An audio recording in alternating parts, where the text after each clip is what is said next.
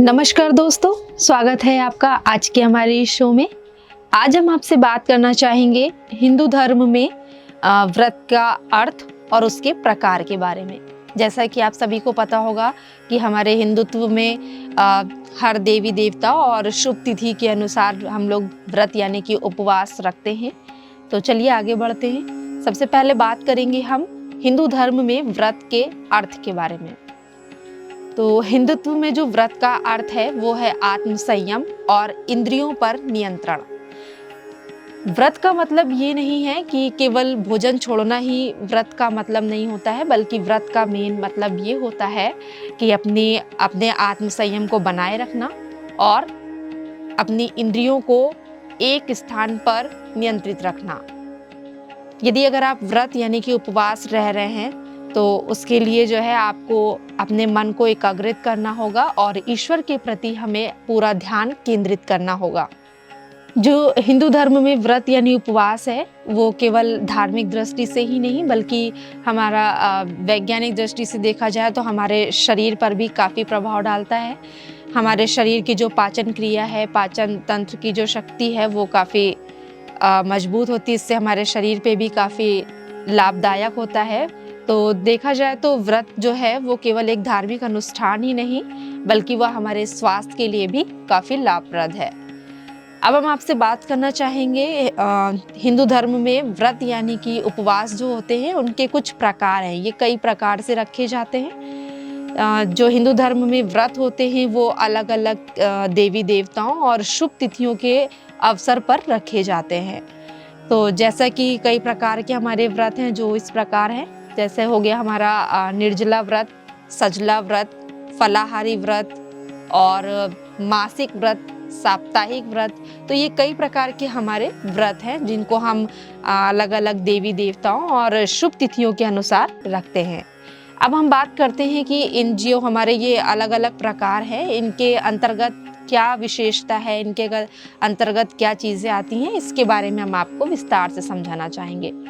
सबसे पहले हम आपसे बात करना चाहेंगे निर्जला व्रत की। जो निर्जला व्रत होता है वो बिना पानी के रखा जाता है। जैसे कि जो व्रती होते हैं, जो व्रत रखते हैं, वो निर्जला व्रत में उन्हें पानी भी ग्रहण नहीं करना होता है। भोज्य पदार्थ तो दूर की बात हो गई, इस व्रत में पानी भी नहीं पिया जाता है। उदाहरण के लिए आपको बता दें, जैसे कि करवा चौथ है और हरताल तीज है, ये जो व्रत है इसमें जो है हम पानी का उपयोग नहीं करते हैं।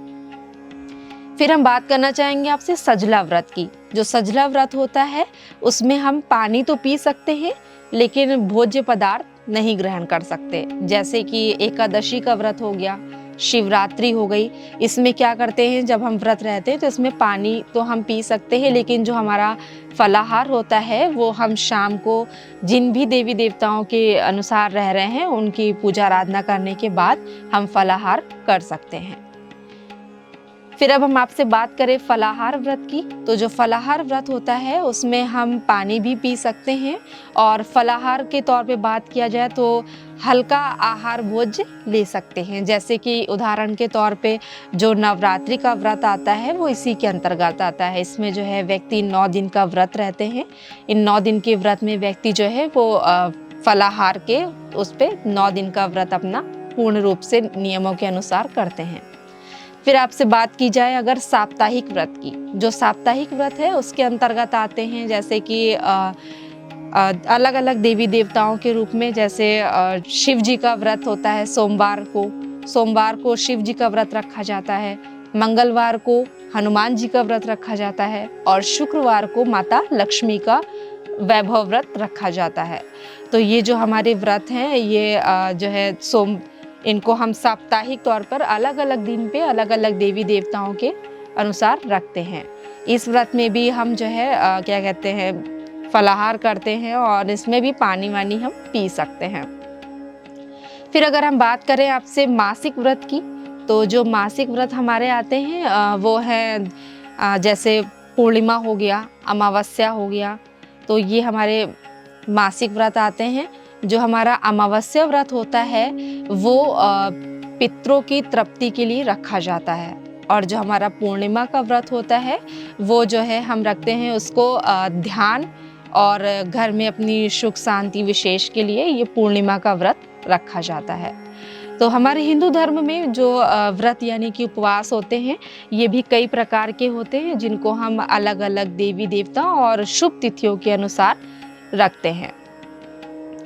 तो दोस्तों, जैसा कि आप सभी ने जाना कि हमारे हिंदू धर्म में जो ये व्रत यानी उपवास है वो काफ़ी पौराणिक प्रथा है, सदियों पुरानी चली आ रही है। तो इस व्रत यानी उपवास से केवल एक धार्मिक दृष्टि से ही यह व्रत नहीं जुड़ा हुआ है, बल्कि यह हमारे शरीर के लिए भी काफ़ी लाभप्रद है। ऐसा करने से हम व्रत रहते हैं तो इससे क्या होता है कि हमारे स्वास्थ्य पर भी काफ़ी प्रभाव पड़ता है। जो हमारी पाचन तंत्र की जो क्रिया है वो भी निरंतर अपना काम करती रहती है।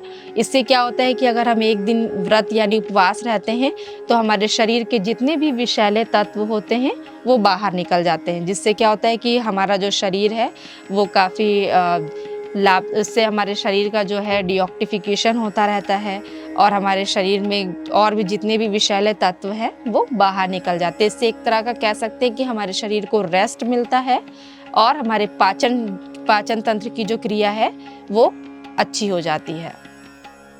तो दोस्तों, आपको भी नियमित रूप से, यदि अगर आप व्रत नहीं रहते, उपवास नहीं रहते हैं, तो आपको भी व्रत रहना चाहिए और इसे नियमानुसार पूर्ण रूप से पूरा करना चाहिए।